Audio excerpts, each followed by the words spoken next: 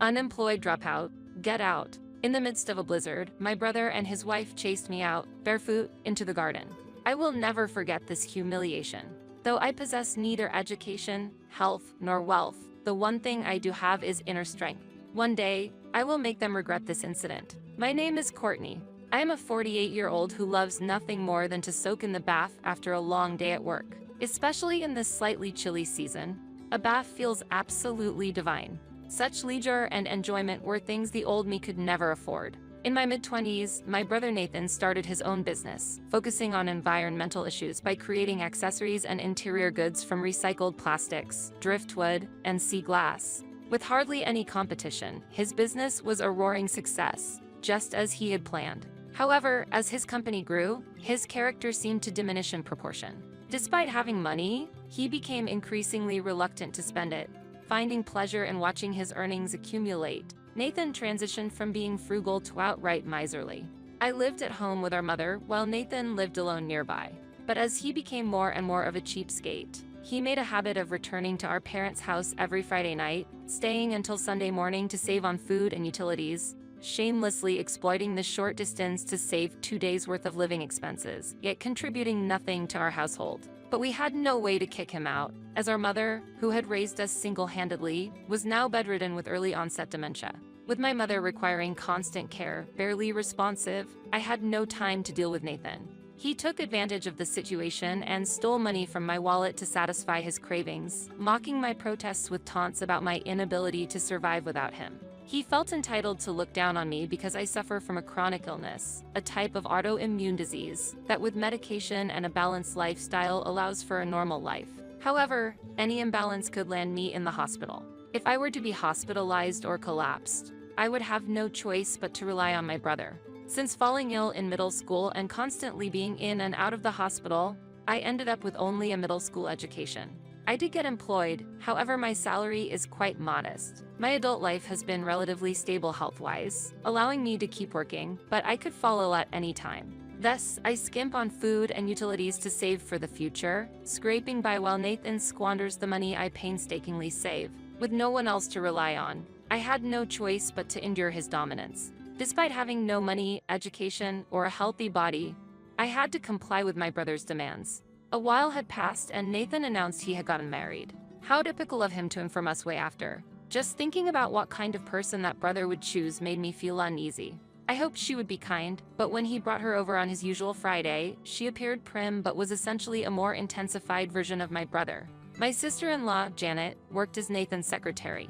As a married couple where both are earning well, one would expect them to be financially independent. Yet, not only did they make their usual weekend visits, they also began coming over 3 times during the week, even when I was not home, using their keys to let themselves in.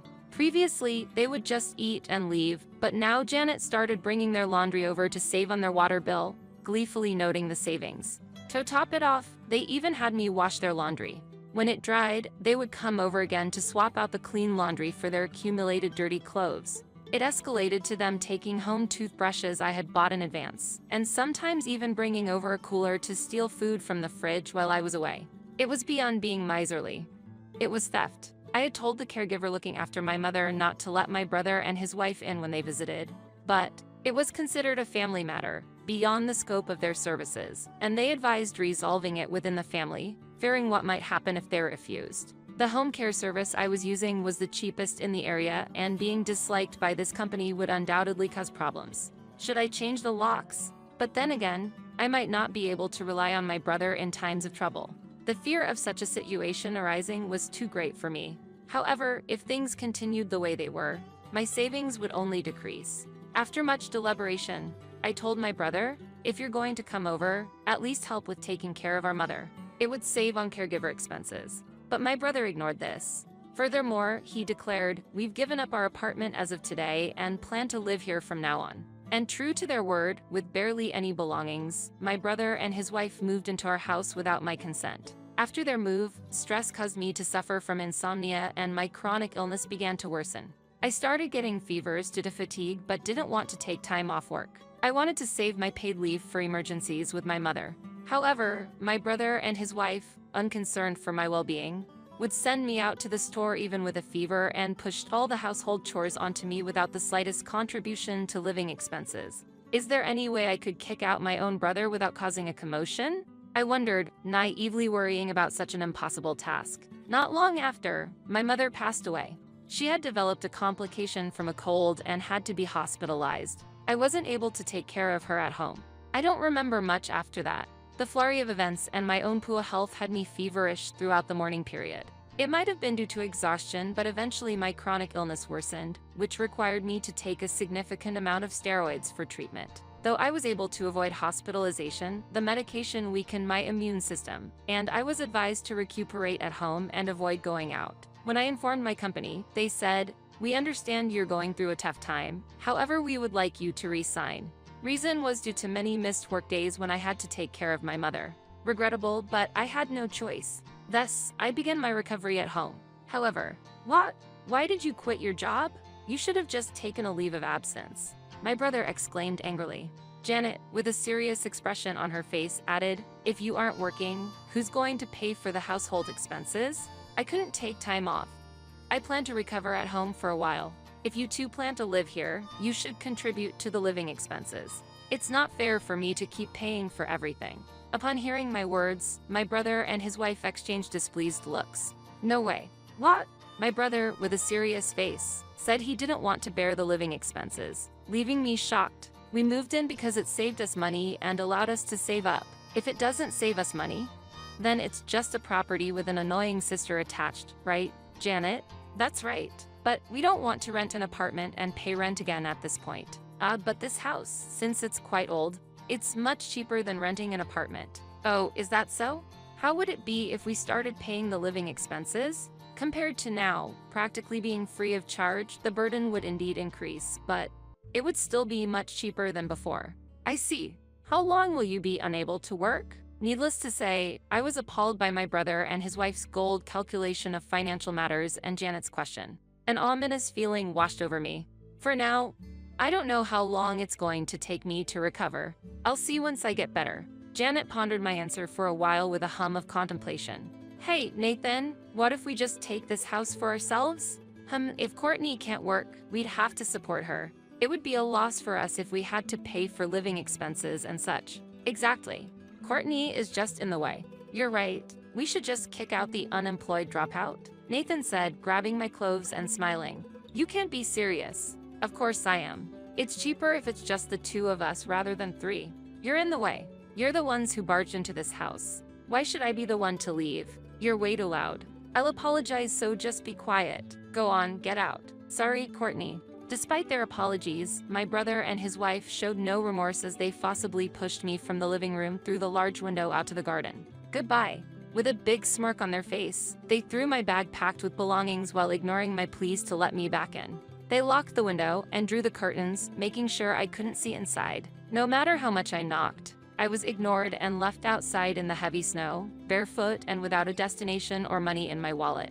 It was infuriating to be thrown out despite having paid for living expenses and taking care of our deceased mother. However, I had no desire to live under the same roof as my brother and Janet, who spoke to me in such a manner.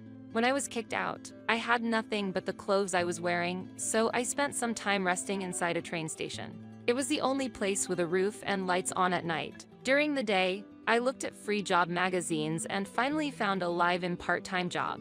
Considering my weak body, I technically shouldn't be allowed to work. However, I couldn't afford to say no. I decided to work on a farm, hiding my illness, even though it was a physically demanding job.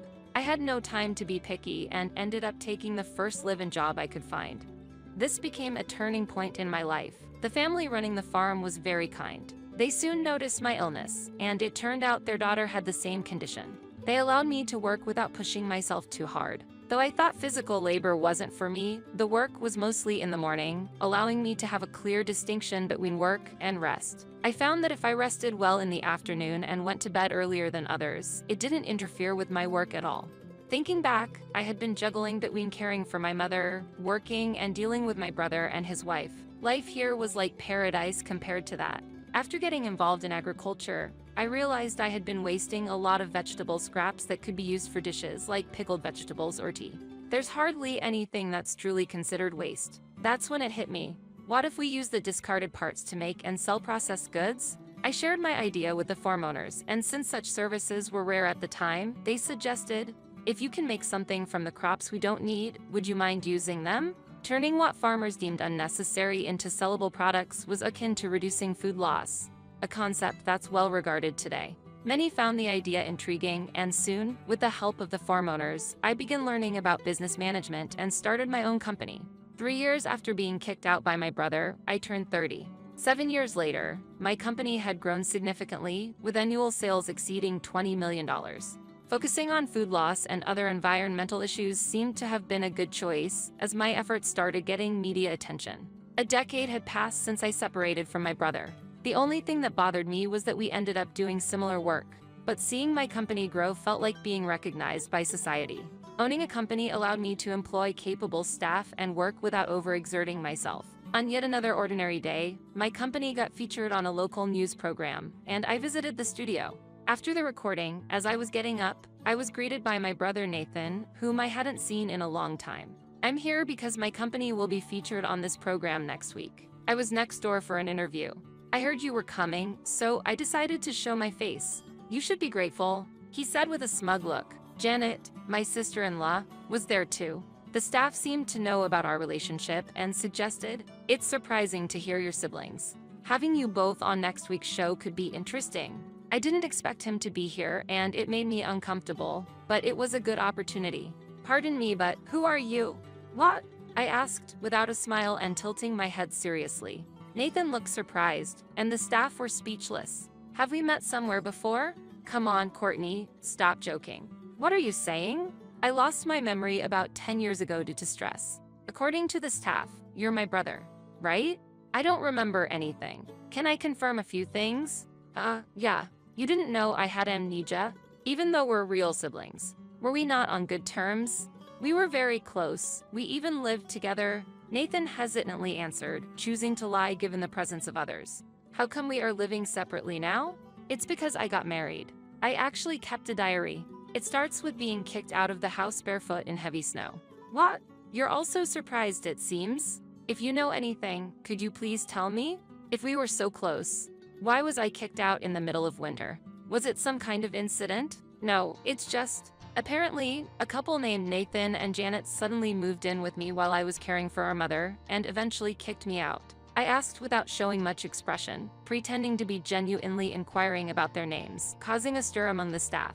The company president and his wife's name are Nathan and Janet, right? Clearly, both my brother and Janet realized they were being talked about and turned pale. After that couple moved in, I seemed to have become stressed and fell ill. I was forced to quit my job and even got kicked out of the house because they said it would increase their burden if I stayed. Quite scary if what's in the diary is true. Plus, I apparently supported them and got no help with living expenses in return, doing all the household chores alone. I wonder who these people are? I don't think I am the type to live with strangers, but I don't remember anything. Maybe you know something? By this point, the staff were looking at my brother and his wife with cold eyes. Some started to think, maybe she got amnesia from the shock of being kicked out. It was hard to deny in that situation. Oh well, my brother and Janet stood there not knowing what to do, looking as if they wanted to say something. As I was enjoying their dilemma, the director's voice rang out, "What's going on?" Turning around, I saw the cameraman apologizing repeatedly. The staff quickly approached and informed us. It seems the camera wasn't switched off, and the conversation was broadcasted. Unexpectedly, this turned out to be a fortunate event for me. Nathan was furious, yelling, "What are you doing?" And Janet shouted, "Do something." Seeing their reaction, the staff started saying, "So you did kick out your sister? Wow, that's cruel," and so on. Realizing there was no way out, Nathan, in frustration, exclaimed, It's all your fault." "Huh? What did I do?" I asked. "You remember everything, don't you?" Nathan accused. "What do you mean? I would appreciate it if you could tell me." The moment I said that, my brother Nathan froze on the spot. He realized that explaining what he remembered would require him to confess his own wrongdoings. Janet seemed to realize the same thing and rushed over to Nathan, urging him to stop, saying, "Let's stop this. It could affect the company's reputation." Encouraged by Janet, Nathan muttered, "You'll remember this," and left the scene. Later on, the events of that day were published in a weekly magazine article. Of course, I was approached for an interview, but I stuck to the story that I don't remember anything. If I said anything, they would just deny it. However, an evasive answer from the perpetrator is just like a politician's "I do not recall." You say you don't remember, but doesn't your brother remember?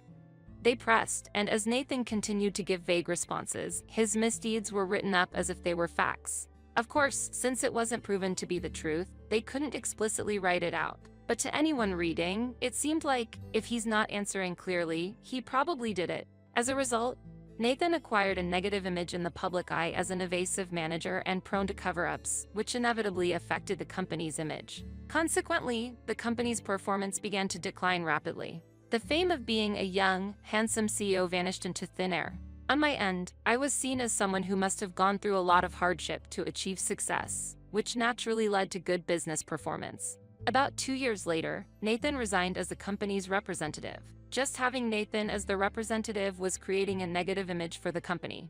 So he was ousted by the vice president. I heard that a faction of vice presidents within the company wanting to remove Nathan even staged a coup d'etat. The company, struggling with continuous losses, couldn't pay employee salaries and had to reluctantly dip into the savings Nathan had been so reluctant to use. Nathan and Janet, now jobless, came to me begging to be allowed to work at my company. "Let's forget about the past. Can't you hire us?"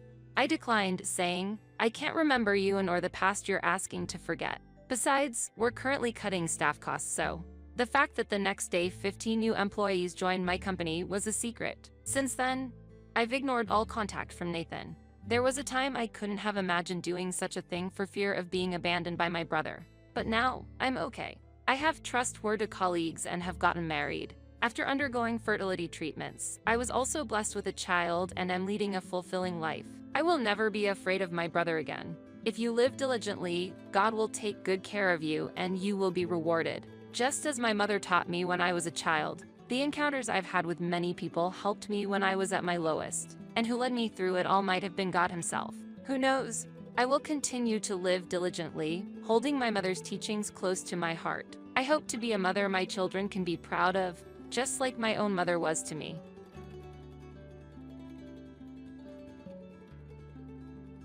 You're an adult. Don't rely on your parents anymore, you parasite. You're only staying in this house because you don't have to pay rent, aren't you? Such a spoiled excuse won't be tolerated. Get out right now. Michael's words were cold and sharp. They call me jobless because I work from home. Even though I didn't want it, they placed my mother in a nursing home. I couldn't take it anymore. Karen giggled, looking at me oddly. I truly couldn't understand what was so funny. My name is Rachel. Until now, I had spent relaxed days at my parents' home. Happy family days, always centered around the warmth of my parents. However, one day, an accident changed my mother's life. Now, she needs a wheelchair to go outside and can't move around the house without a walker. Still, I was always moved by her acceptance of this change. Alongside her, my father, Richard, has always been the strong pillar supporting our family. Yet, he's now in his 70s. His age never showed when he supported my mother, and he always appeared so reliable. That's why I've stayed home all this time, helping them. But all that changed with one unexpected event. Suddenly, my father collapsed and passed away. It was a heart attack. From that day, our home became even quieter. Amidst that silence, I was lost, not knowing what to do.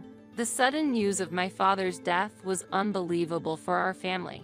Linda, my mother, was especially engulfed in deep sorrow and cried until the funeral. Seeing her like that broke my heart. Though I'm the eldest daughter, traditionally, the role of the chief mourner should be taken by the eldest son, Stephen. But he said, let Rachel handle that tedious task, and dodged the responsibility nonchalantly. On the day of the funeral, I didn't get a chance to cry until the moment my father was cremated. I was too busy with my duties. I couldn't stop my tears from flowing when reality hit me at the crematorium. Seeing me, Lisa, Stephen's wife, remarked coldly, "Aren't you embarrassed, crying so much as an adult?" Michael joined in, saying, "It's pitiful. I wish you'd calm down a bit." Despite being taken aback by their words, I took my mother's wheelchair and spent some quiet moments with her away from the crowd. We held each other's hands and shared memories of my father, his gentle smile, and the days we spent together. As we reminisced, Linda and I decided determinedly, from now on, it's just the two of us. Let's join our strengths and look forward. After the funeral, Michael and Lisa left without saying a word to us. I never imagined they'd leave so early, considering it was our father's funeral. With Dad's sudden passing, something changed within our family. Stephen's attitude especially felt somewhat distant, but Mom comforted me, saying, "Everyone has their way of grieving. Stephen is probably shedding tears inside." So I suppressed my feelings. After that, a quiet life began for Mom and I. I worked as a freelance programmer at home. My parents never truly grasped what I did for a living. However, since I consistently contributed to the household finances, they probably believed I was working genuinely. As I continued to do my programming work at home, taking care of household chores and caring for my mother became challenging. When my father was around, he handled most of the household work. But now, I'm responsible for all household tasks and taking care of my mother. Still, I couldn't compromise on my job as a programmer. A significant issue was the debt my father had taken on as a cosigner for a friend. That friend of his ran away, leaving our family to shoulder the debt. My father, even after retirement, took on part-time jobs, trying his best to repay it. But with him gone, that responsibility fell on me. It was tough every day, but Mom and I were prepared to face any challenges together. I worked hard to repay the debts as the debt collectors came every month. It was nerve-wracking when the repayment date approached. Handling house chores, working, caregiving, and shouldering all these responsibilities were harder than I thought. But I didn't want to worry my mother. So, no matter how exhausted I was, I always tried to be cheerful around her. However, every time Michael visited, it felt like all my efforts went down the drain. His house is about an hour's drive from our family home. While I appreciate him occasionally checking on Mom, he always criticized my work. "Are you still obsessed with that keyboard job?" He always mocked the work I was seriously committed to. "How many times do I have to tell you? I'm earning decently as a freelancer.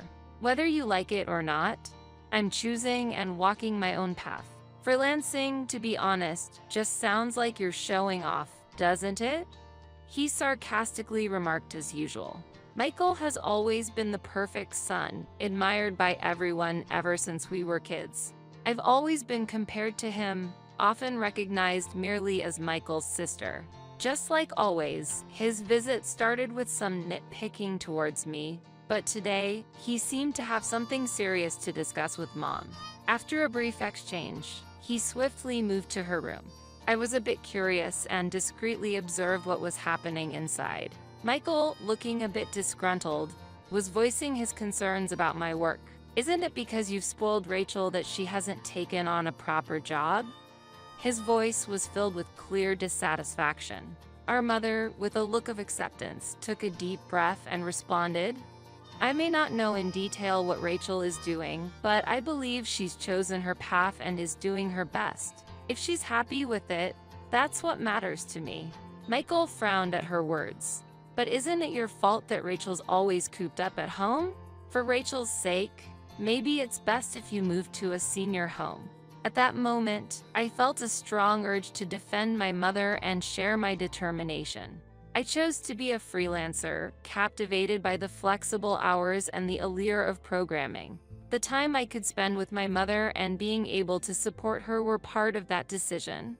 But they weren't the only reasons. I impulsively opened the door and, as I walked toward my mother, I said, "It's not because of you that I chose this path, Mom. I chose this job because it's the right one for me." Linda smiled with gratitude. "I know you didn't choose this just for me, Rachel." With Michael's surprised face in my peripheral view, I continued, "I never see you as a burden, Mom." My mother gently held my hand in response to my words. At that moment, I felt our bond has deepened more than ever before. "Rachel, thank you. I'm so grateful for all the care you've given me with all your heart. But I want you to have more time for yourself." Tears welled up in my eyes at her words. "Rachel, you're an adult. You should be shining in a bigger world. There's no need to be tied down to this house." His voice was as stern as always, but there was a hint of concern. After he escorted me out of the room, Michael began discussing moving our mother into a senior home. Before I knew it, it was decided that she would live in a new place. The house felt so quiet and lonely compared to the times when our family was together. Sometimes when I visited Mom at the senior home, I felt relieved seeing her chatting happily with new friends. However, somewhere deep down, I felt angry that Michael had made the decision on his own. One day, I received an unexpected call from Michael. "Keep Sunday free," he said without checking my availability, and hung up. I was fed up with his domineering attitude. Come Sunday morning, Michael and his wife Karen arrived. The moment they entered my room, a surprising proposal came up. "Don't you think this house is a bit too big for you, Rachel?" Karen added with a smile, "Actually, we were thinking of moving into this house. Rachel, can you find another place to stay?" I was taken aback, and all I could mutter was, "What?" Michael blurted out, "You've been relying on our parents even as an adult, haven't you? You never leave this house because you don't have to pay rent. There's no way such a lame excuse can be acceptable. Just leave now." Karen stood next to him with a smirk on her face. A whirlwind of emotions rose within me, but I managed to respond, "Fine, I'll leave. But from now on, stay out of my business." In response, Michael suggested, "Let's sever our sibling ties then. It will give both of us a new start, right?" I nodded in agreement, saying, "That's fine with me."